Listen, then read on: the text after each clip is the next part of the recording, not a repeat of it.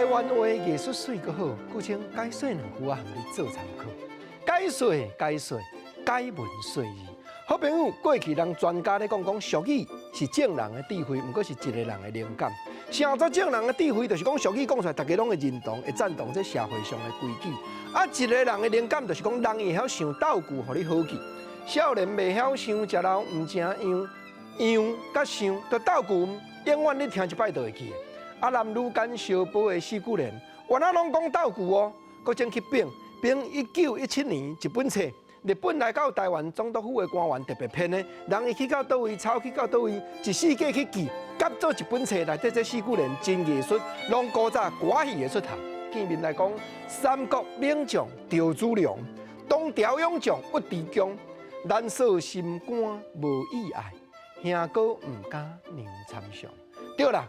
咱定咧讲四句联讲，保家就名于赵子龙，一将得出万军中。赵云是西蜀的名将，出敌毋捌身受伤。啊，讲屈地强，咱知影甲陈叔宝，这尾也变门神呢。毋过赵子龙甲屈地强，甲后壁咧讲兄哥毋敢娘参详，哪有牵连？无啦，独要讲道具的。我借四句联是要甲你表达，要对所爱的人讲。既然我已经再三咧落烂头，甲你暗示啊，你也拢无准问到，我毋敢甲你勉强，兄哥毋敢甲你求爱，毋敢娘参详。搁来换来讲另外一出，狄青去取真珠旗，蛮王用计要害伊，为娘挂掉险险死，饭来未食半汤时。狄青挂帅去平南，原来过去歌戏出名的故事，毋过要紧，原来后壁这两句，为娘挂掉险险死，这两字挂掉。即马吼，少年家就罕得讲啊，就是讲为着你操心白目，规个心肝拢为着你黑掉的，你敢知？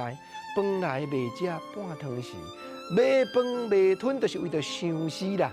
过来我来讲，共款三国讲孔明用计伫城顶，魏公车刀七星钉，亲娘的喙结后柄，鸟鼠靠鸟假真情。